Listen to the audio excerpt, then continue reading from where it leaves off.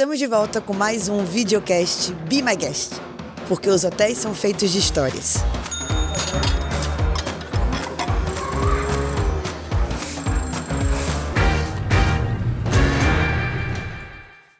E estamos hoje com o senhor Pedro Farias, que nos deu a honra de estar aqui para compartilhar com a gente um pouco da sua história na hotelaria e para contar histórias que a gente não sabe ainda sobre a sua carreira. Muito bem-vindo! Obrigado. Mais do que uma honra, acho que é um privilégio ter sido convidado para fazer parte desta aventura convosco e obviamente que é um prazer poder partilhar esta aventura vossa, neste sentido. Desde que eu cheguei no IHG que eu escuto falar de você. Que você é um pupilo, que você trabalhou em várias áreas, que você vai ser assim enorme, que o que você quiser fazer na hotelaria você vai conseguir. Então, foi verdade, juro por Deus, verdade. E eu queria saber como tudo isso começou. Como é que você entrou no mundo do hotel? Olha, Mariana, na realidade eu não me preparei para a hotelaria. Felizmente tive a sorte que os meus pais eram muito viajavam bastante e sempre me levaram com eles, portanto, desde muito pequeninos, picos da Europa, várias zonas do mundo eu tive a oportunidade de explorar.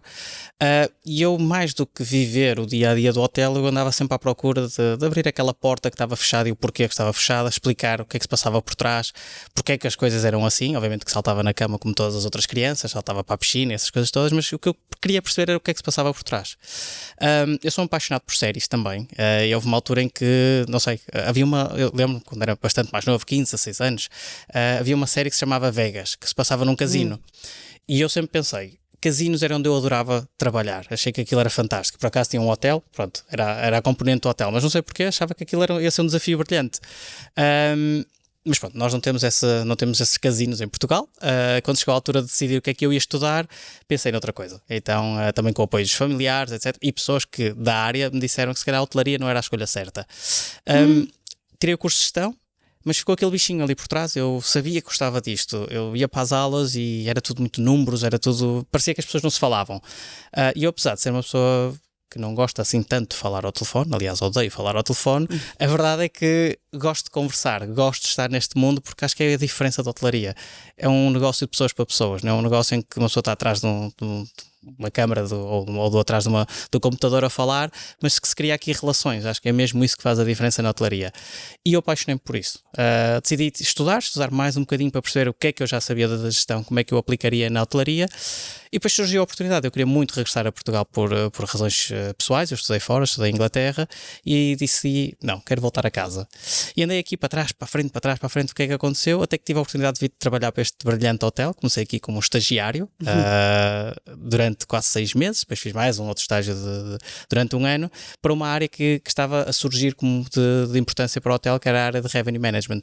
Você começou como Revenue Management, eu não sabia. Sim, eu comecei com estágios de reservas / Revenue, ao final de 3 meses disseram, pronto, esquece reservas, vais fazer só Revenue, e ao final de 6 meses estava a tomar conta deste hotel na área de Revenue. Entretanto apareceram outras oportunidades, felizmente a IHG estava a crescer muito. É verdade que tive um mentor, que era uma pessoa brilhante na área de Revenue, o nosso Managing Director de hoje, Eric Vial, era diretor deste hotel e tinha feito todo o background dele era em Revenue, na expansão de Revenue ao nível dos nossos hotéis, portanto fui aprendendo e bebendo muito dele, do que era o Revenue. E foram-se acumulando depois oportunidades de crescer um bocadinho também na área de Revenue, com o segundo hotel que abrimos aqui do Crown Plaza, assumi as duas funções e foi aí que a vertente pessoal, muito mais do que os números, eu comecei a ganhar ainda mais gosto pela hotelaria, porque já não era só definir uma estratégia, não era só, olha, vamos vender este preço e não aquele, mas como é que eu envolvia as restantes equipas para perceberem a estratégia, como é que eles próprios faziam parte, como é que me podiam ajudar hoje a vender mais 10 euros, amanhã mais 15. Sim. Tudo o que estava por trás que nos permitiu que este hotel também crescesse muito ao nível de preço médio e se tornasse a referência que é hoje em dia aqui no Porto. E você fez como? Porque isso é uma das coisas que eu sempre me coloco.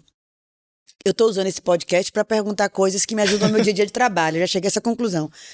A gente sempre pensa muito assim, quando você trabalha no Revenue Management, ou financeiro, ou mesmo RH, numa função que é um pouco mais suporte, não é que tem um gap, mas tem uma distância entre isso e o dia a dia da operação, né? Quando você vê um diretor de F&B ou housekeeping, eles estão ali no dia a dia do hóspede. Você está no revenue, mas você fez uma carreira para operação depois. Como foi isso? Como foi que você conseguiu sair de um lugar para o outro e ter experiência de operações? Desde o início, quando vim, como lá está, não tinha histórico ou aprendizagem de hotelaria, da parte operacional, foi também uma das coisas que eu acordei quando vim para aqui, foi eu quero ser um bocadinho exposto ao que é o dia a dia, porque para mim não Sim. faz sentido definir qual vai ser a estratégia do hotel sem perceber o que é que os meus colegas passam, ou o que é que lhes é difícil, quais são as dificuldades deles e o que é estar em frente ao cliente. Nem sempre é fácil. Sim. Nem sempre é fácil gerir uma reclamação, nem sempre é fácil tentar vender mais 20 ou 30 euros um quarto. Então eu queria estar nos pés deles para depois poder tomar decisões. Então, por parte do meu estágio, eu também fiz a área operacional, se calhar não tantas horas como eles fazem no dia a dia, mas fiz esta área operacional e depois, mal me foi dada a oportunidade, comecei a fazer também os plantões, os duties de fim de semana. Então eu acho que foi aí que eu ainda me apaixonei ainda mais. A questão de um dos dias, eu lembro-me que a máquina que tínhamos atrás de lavar os pratos completamente estragou durante um evento gigante que tínhamos 150 pessoas lá atrás, que para nós, para esta estrutura, era muito.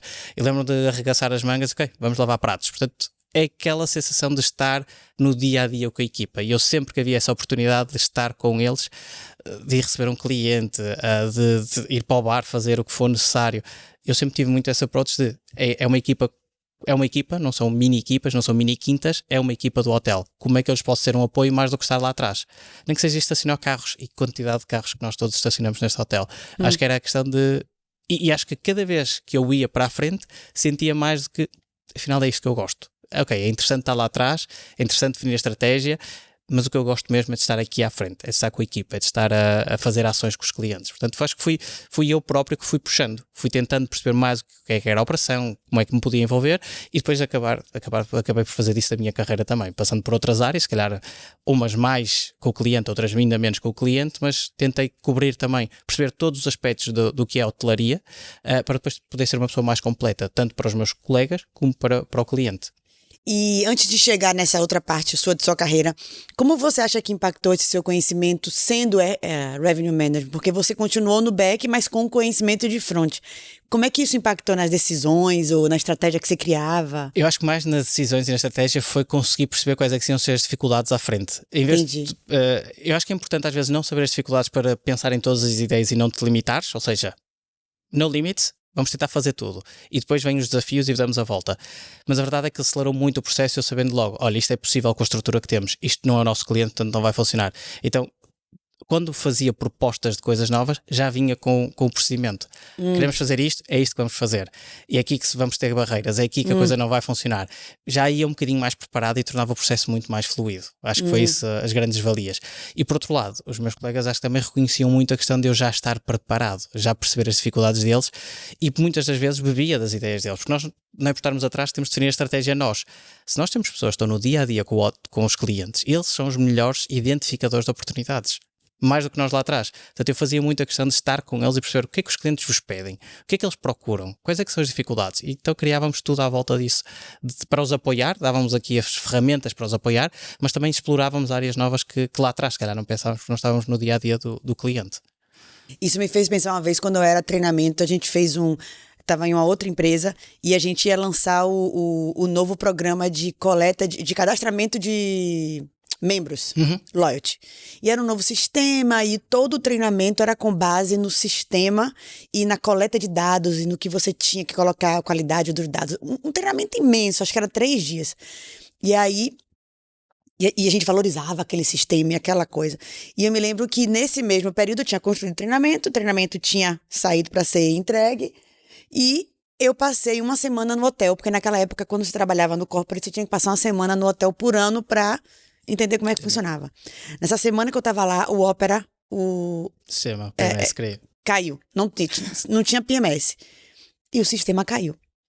E aí, no que o sistema caiu, eu pude ver o pânico e depois as ideias que o pessoal da recepção começou a ter para continuar trabalhando, continuar no check-in, continuar cadastrando o hóspede. E aí, cada ideia muito louca, né? A ideia cada um pegando no papel e milhões de ideias legais. Eu me lembro que eu olhei pro treinamento e falei, não funciona. Todo treinamento que a gente construiu não funciona. Porque a realidade é que o sistema ajuda, mas não é ele que faz aquilo. E eu me lembro de ter esse momento assim de falar, meu Deus, que perda de tempo foi, né? Guiar tudo. Ter feito aqui. Eu acho que isso é uma verdade para um bocado de coisa que a gente faz. Se a gente tivesse só 5 minutos, 10 minutos dedicados a ouvir quem realmente implementa aquilo que a gente tá pensando, tá decidindo, a nossa vida seria muito mais fácil, porque Sem dúvida. é, Sem dúvida. as coisas funcionam de outra maneira, né? Completamente de acordo. E acho que eu tive várias experiências semelhantes a essa. E acho que lembro-me na altura que eu queria implementar, quando estava aqui logo no início queria implementar um processo ou uma oportunidade de upselling para os colegas. E andávamos à volta, mas o que é que vamos vender? O que é que não vamos vender?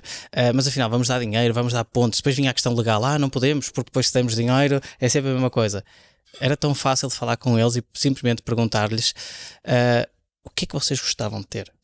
O que é que o cliente vos procura? E foi um bocadinho, surgiu por aí. E fomos fazendo até um sistema de votações. Olha, se eu vos der isto, ok, democraticamente falando, gostam, não gostam, não gostam. E depois, dentro do que era possível, fomos criando isso. É melhor ouvir, as coisas são muito mais rápidas, muito mais sérias, e na realidade ajudou-nos imenso o crescimento da receita deste hotel. Simplesmente implementar um programa de upsell feito em casa. Não demorou mais do que 3 dias a construir, teve resultados enormes e o custo por trás foi mínimo. E às vezes estar a contratar ferramentas fora, espetaculares, é verdade que sim, acrescenta um imenso valor. Mas nada como explorar o que já temos em casa. Nós temos bons funcionários em casa, temos ótimos colegas em casa, com ideias, que às vezes simplesmente não têm a liberdade de falar ou não se sentem confortáveis para partilhar as suas ideias, e acho que podemos explorar tanto. E nisso a IHG eu acho que é fantástico, com o potencial ou com os valores que tem por trás de crescimento, de partilha, acho que nos permite encontrar aqui ideias novas que às vezes não temos que estar à espera que corporate decida fazer isto. As coisas podem ser implementadas porque os hotéis sabem trabalhar. Tanto managed como franchising. Há ideias brilhantes em todo lado. Ele tinha que trazer para dentro Claro, desse videocast o assunto dele. Mas beleza, então vamos agora continuar com sua carreira. Você estava trabalhando, ficava no front e no back, ouvindo seus colegas. Quando foi que você fez o salto? Surgiu aqui Pronto, nós abrimos o segundo hotel no Porto, o Crown Plaza, e entretanto eu fui chamado pela equipa logo no início da IHG para fazer o rebranding, passar do Tiara, da marca local, para o Crown Plaza.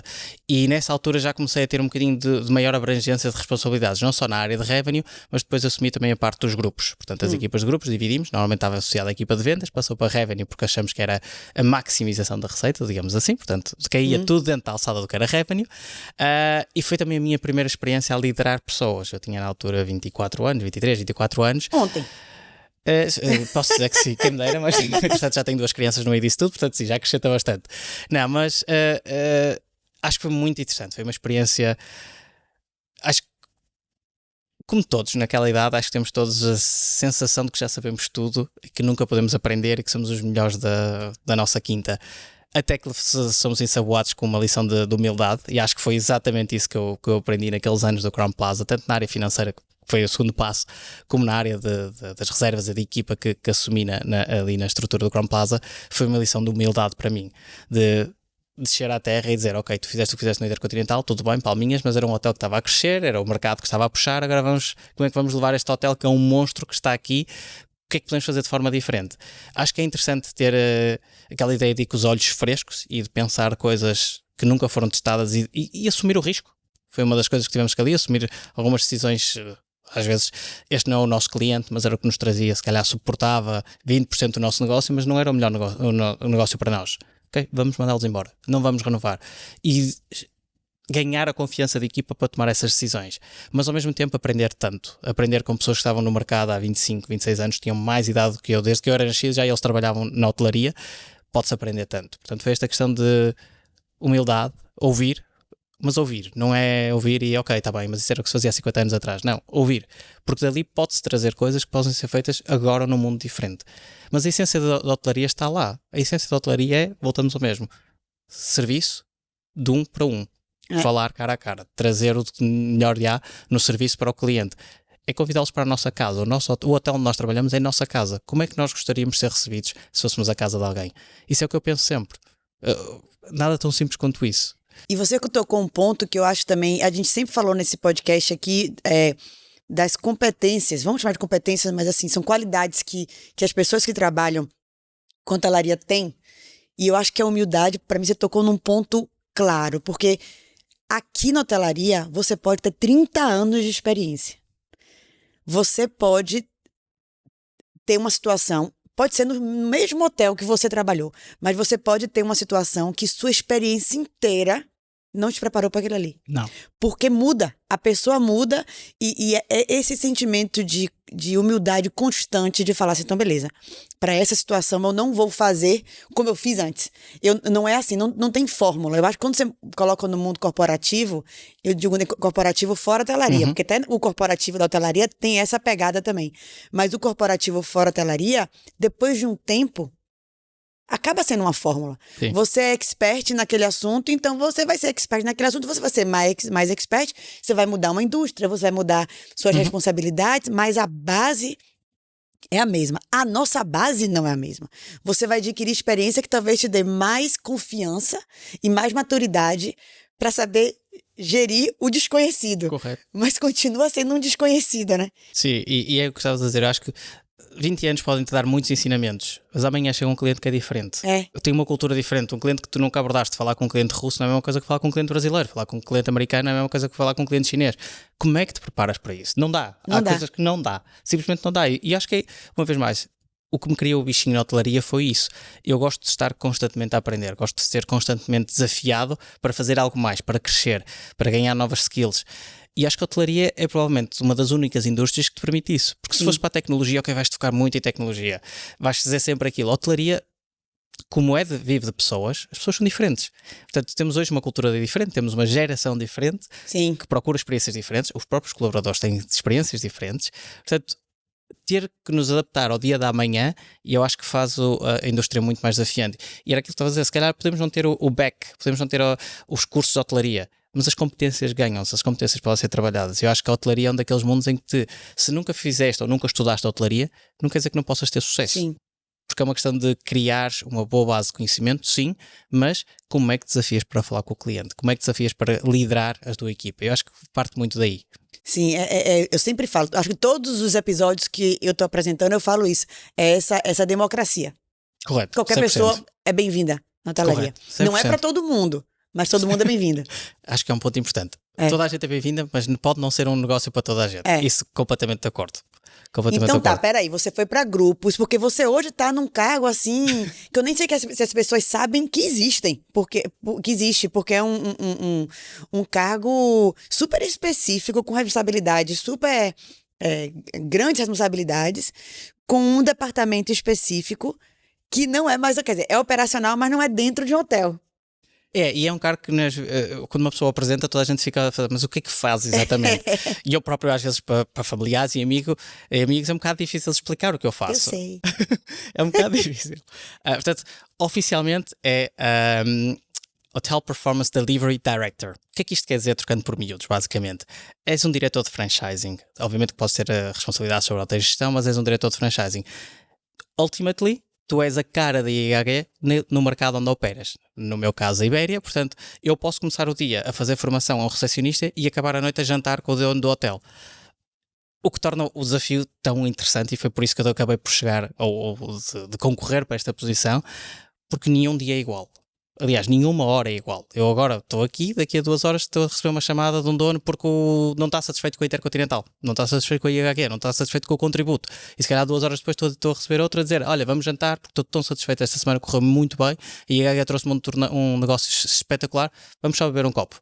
Portanto, acho que a diferença desta função, que é verdade que muitas outras marcas não a têm, ou têm numa abrangência distinta, com diferentes responsabilidades, acho que torna esta posição tão única e tão interessante também para a IHG e para os proprietários. Porque eu basicamente sou um consultor da marca, visito os hotéis, percebo o que é que se passa, o que é que funciona bem, o que é que não funciona tão bem, partilho relatórios, faço um bocadinho o estudo por trás do que é que os clientes estão a dizer que está a funcionar bem no hotel e o que é que não está, e trago-lhes ações. Aqui nada é implementado pela IHG, ou seja, nada é obrigatório, tu tens que fazer isto. Não. O que é possível fazer dentro da tua estrutura? Dados os recursos que tens, o que é que consegues fazer? E o que é que eu, Pedro, o que é que eu e a IHG podemos trazer para a mesa? Que formação é que necessitas? Que ferramentas é que nós podemos ajudar a tornar o teu trabalho muito mais eficiente? E no final de contas o proprietário quer mais dinheiro. O que é que nós podemos ajudar para o proprietário trazer mais dinheiro? Portanto, eu acho que esta função não é conhecida, não é falada, e tudo bem com isso, eu prefiro não ter muito, que ninguém olhe muito para mim e me deixe fazer as minhas coisinhas como tem que ser para toda a gente estar satisfeita, mas acho que é isso que torna tão apelativo, é basicamente trabalhar um bocadinho na sombra, de tornar as coisas mais eficientes para os hotéis e tornar o negócio mais rentável para os nossos proprietários, porque na realidade eles são nossos clientes, os proprietários são clientes da IHG. E isso em qualquer área, tipo, você pode estar 100%. vendo melhorias no 100%. housekeeping quanto na venda de grupos, sei lá. Sim. Torna a posição, é verdade que a IHG tem estruturas para tudo, tem estruturas para vendas, tem estruturas para revenue, mas também temos muitos hotéis e nem sempre há capacidade, não temos estruturas para chegar a todos os portos, portanto acaba por ser a primeira pessoa que está em contacto com o hotel para identificar as necessidades. É uma necessidade operacional, é uma necessidade legal, é uma necessidade financeira, queremos fazer uma obra, qual é o próximo passo? Portanto é aquela pessoa que é o go-to dos hotéis. Entendi. Eu tenho uma dúvida, eu vou a este HPD e ele depois vai-me pôr em contacto com a pessoa que necessito. Em vez de ter a procura no mundo IHG, que é complexo, temos muitas funções, é difícil perceber quem é a pessoa responsável, então não precisamos. Este é o nosso contacto. É o number one que tu tens no teu telemóvel, carregas um para emergências, é isso que funciona o HPD. E é a pessoa que depois te põe em contacto com quem é necessário ou te trata de todos os trâmites, todos os processos para que o teu hotel esteja melhor, tenha uma melhor performance. Antes de chegar na história, porque se eu pudesse, eu ficava aqui querendo saber da vida de Pedro até. Você se candidatou a essa vaga? Sim, eu já trabalhava na IHG e vamos resumir aqui um bocadinho a minha carreira na IHG. Eu já tenho quase 12 anos com a IHG, tive que fazer aqui parei durante um ano e meio que fui trabalhar para os franchising, já vou aí também perceber o porquê do amor dos meus franchising, mas eu comecei na área de revenue, então no Intercontinental, depois no Crown Plaza. Na altura surgiu-me uma oportunidade muito interessante, desafiante para ir trabalhar para o Dubai.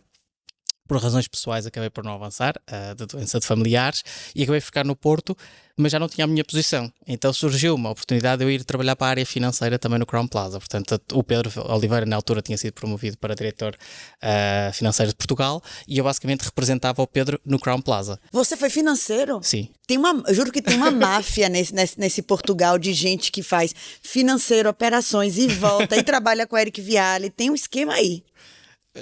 Temos trazido resultados, acho que é a parte importante. Não, mas é isso que... E todo mundo fica. As pessoas podem sair do Intercontinental, do Crown Plaza e trabalhar em outro lugar. Quando eu vejo, voltam. E aí aparecem como diretores de franquia. Eu digo, surgiu da onde essas pessoas? Todo mundo trabalhou junto em um momento. Sim, é assim, uma coisa que eu digo sempre à hotelaria. A hotelaria é uma aldeia. Toda a gente se conhece. É principalmente em Portugal, que somos um país pequenino, mas mesmo indo para a Espanha, que é um país 4 ou 5 vezes maior, acabas por conhecer sempre alguém. E a hotelaria é um mundo pequenino porque é feito de relações. Portanto, se tu crias uma boa relação, um bom networking, se surge uma oportunidade, as pessoas pensam em ti. Relembram-se, eu trabalhei com esta pessoa, tinha sucesso, porque é que vou jogar no inseguro se tem alguém que pode adaptar um bocadinho? E foi isso que eu tenho vindo a tentar trabalhar também um bocadinho na minha carreira. Fiz grupos, fiz revenue, fiz financeiro. Depois surgiu a oportunidade de ir para Lisboa para o Intercontinental como diretor comercial, portanto fiz vendas também, área de sales and marketing, tanto para Lisboa como para o Intercontinental de Cascais, e foi numa altura em que a IHG também estava à procura, o próximo passo, digamos assim, isto foram épocas de 3 anos basicamente em cada projeto, e surgiu a oportunidade de ir para Madrid porque íamos fazer a obra da renovação do hotel. Tínhamos uma nova diretora, a Paloma, que tinha acabado de se juntar e estava à procura de um diretor novo comercial, e surgiu a oportunidade, portanto, entre a IHG necessitar e eu também gostar de um novo desafio, surgiu a oportunidade de ir para Madrid, onde fui. Passado 3 semanas apareceu o Covid e passado 3 semanas fechei o hotel. Portanto, também foi um desafio diferente, porque não tinha casa, não tinha nada. Minha esposa ficou cá, eu fiquei em Madrid e fiquei retido durante 5 meses no hotel. Você ficou morando no hotel durante o Covid? Durante 5 meses, sim. Sim, era eu, à noite era eu e o diretor e a pessoa de segurança, tínhamos um segurança, e depois durante o dia éramos 7 pessoas, basicamente manutenção, diretor-geral. Nossa! Então fui gerindo o departamento, consegui gerir as necessidades do hotel, mas foi onde me apaixonei pela operação. Eu vou ser sincero, eu acho que carreguei em todos os autocolismos do Santo Hotel que existia, acho que verifiquei todos os ares condicionados que existia naquele hotel, verifiquei todas as câmaras frigoríficas para perceber as temperaturas, mas foi onde comecei a ganhar o gostinho de, isto era muito mais giro se eu passasse 100% para a frente. É giro estar cá atrás, é giro falar com clientes, mas o desafio mesmo do hotel é na frente. Sim. E quando surgiu a oportunidade, o hotel atrasou a abertura, portanto também tive que voltar a Portugal, entretanto fui pai, queria estar perto da família, e surgiu uma oportunidade de trabalhar para os franchising. Neste caso fui trabalhar para a New Palm, que tinha acabado de adquirir os Real, que era um grupo independente com cerca de 8 ou 9 hotéis, e eles já tinham 6 franchising connosco. Foi ótimo porque foi logo a seguir ao Covid. Basicamente a primeira área de operações, eu fui como subdiretor de operações, foi reabrir 7 ou 8 hotéis. Portanto foi automático, eu cheguei e foi ok, vamos abrir hotéis, o que é preciso fazer? Aquela checklist, verificar tudo, falar com os diretores, preparar as estruturas, portanto foi muito desafiante.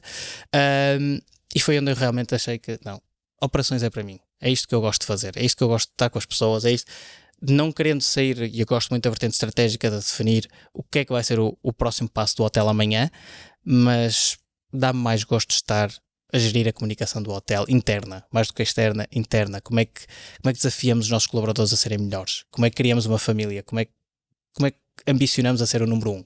Então você foi e voltou? Fui e voltei. Eu fui para o franchising, depois surgiu a oportunidade na área de revenue novamente. Eu viajava imenso, eu não me queixo, eu já não me queixo de viajar, porque acho que nos últimos anos viajei mais do que era possível, mas eu viajava muito entre Porto e Lisboa, com horários um bocadinho chatos até a nível familiar, e até, pronto, com a condução acabou por surgir aqui elementos de risco, e eu achei que não era o próximo, não era o passo ideal. Eu também não me queria mudar para Lisboa, portanto havia que essa necessidade, e surgiu a oportunidade de voltar para a IHG numa área de revenue. Novamente voltar às origens, voltar à área de revenue, em que eu fiz mais 1 ano e meio, 2, e depois surgiu a oportunidade de HPD, de onde estou hoje em dia, e pronto, já conhecia o mercado, estava bem implementado. Aí já estava pronto. Era um bocadinho mais fácil, já conhecia os donos, já conhecia os hotéis, portanto era muito mais fácil ser esse apoio que eles precisavam, porque eu já era numa vertente de revenue, numa vertente comercial, e agora era simplesmente ser o ponto de contacto para tudo. Eu acho legal você falar isso, porque a gente agora, quando trabalha a parte de talentos, né, a gente tem um trabalho enorme que a gente faz na região para identificar talentos, quais são os próximos passos, mobilidade interna. E é óbvio que quando a gente fala em identificar talentos e oportunidades, infelizmente ou felizmente, o mercado de trabalho é assim, a gente não consegue promover ou dar oportunidade a todo mundo. É impossível, nenhuma empresa consegue. E muita gente tem dificuldade em pensar assim, então eu vou sair para voltar. Então, neste momento da minha carreira, o melhor passo é fora. E tudo bem. Sim, sem problema nenhum. Você pode ir para depois voltar, você pode ir para adquirir. E eu acho que num outro episódio, que vocês procurem aí na nossa playlist, no outro episódio eu estava falando sobre isso, sobre a empresa também aceitar de que para Pedro Faria nesse momento, a melhor oportunidade para ele é fora. E eu quando eu saí de Madrid, eu também fui muito claro, filo por razões pessoais, mas obviamente que procuramos oportunidades internas. Não havia, estávamos pós-Covid, não havia estruturas para suportar, os hotéis não tinham essa necessidade, os owners não queriam investir, e obviamente que eu também tinha que aceitar essa decisão por parte da IHG, não podia sequer culpar por não haver essa oportunidade.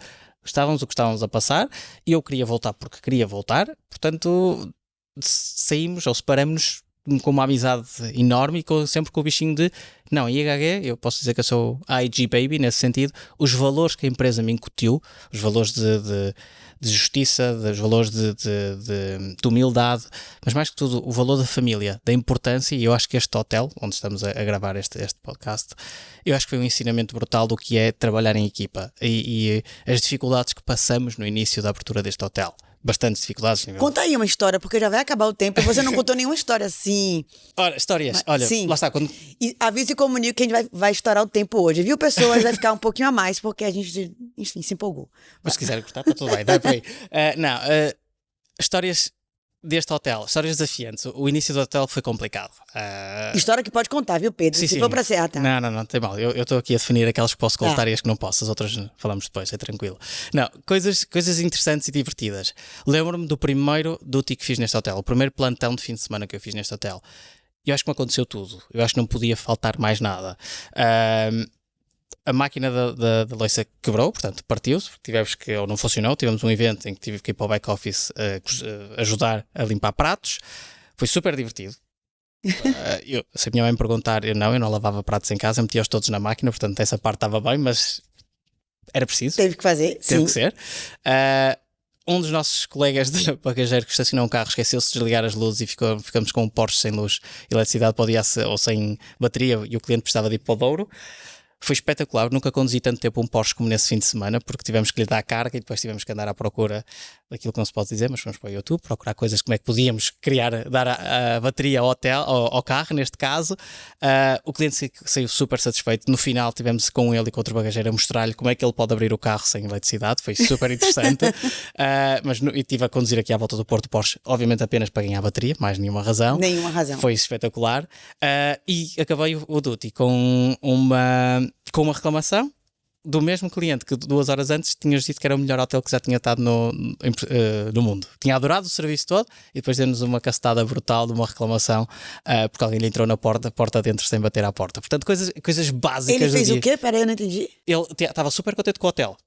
E estava prestes a fazer o check-out e disse, não, foi o melhor hotel do mundo, etc, etc. Subiu para ir buscar as coisas, vinha-se embora e alguém tinha entrado já no quarto para começar a fazer a limpeza antes de ele sair. Ou seja, conseguimos ir do brilhante ao péssimo em 5 minutos. Em 5 minutos. Portanto, foi muito interessante. Mas foi o primeiro duty. Acho que nunca fiquei tão cansado em toda a minha vida. Não consegui dormir, obviamente. Primeira vez estava no hotel, responsável por tudo, com medo que amanhã que houvesse um incêndio, que tivesse que ir lá para fora, levar as pessoas todas lá para fora, ou dizer não, é só um falso alarme e levar com todas as reclamações. Portanto, acho que foi provavelmente. Foram 48 horas sem descansar, sem dormir, mas ainda hoje me relembro de todas as 48 horas que passei neste hotel, sem sair, sem nada, porque acho que foi uma aprendizagem. Uma vez mais, a aprendizagem foi, volta ao mesmo, acho que o que me apaixonou e querer continuar na hotelaria e a ambição de um dia ser diretor-geral de um hotel foi a camaradagem, a questão de trabalhar em equipa, a família que se criou neste hotel e que hoje em dia eu ainda me dou com os bagageiros, que eu se calhar dou-me com o nosso diretor-geral ou com o nosso diretor financeiro, mas a capacidade de nós falarmos, criarmos aqui uma equipa tão honesta, tão humilde entre todos, que todos somos amigos e companheiros e que não é por ser diretor que não vai estacionar um carro, ou não é por ser revenue que não vai fazer uma reclamação ou não vai lavar pratos. E eu acho que foi o melhor ensinamento que eu tive. Se calhar alguns dos momentos não foram muito divertidos, não, até foram bastante complicados pela situação que o hotel estava a passar, mas acho que nunca me diverti tanto no trabalho como nessa altura. Mesmo sabendo que era um desafio todos o santo dia vir para o trabalho, vinha com ambição, vinha com vontade. O que às vezes não é difícil de manter todos os dias. Portanto, eu acho que é isso que este negócio também nos traz.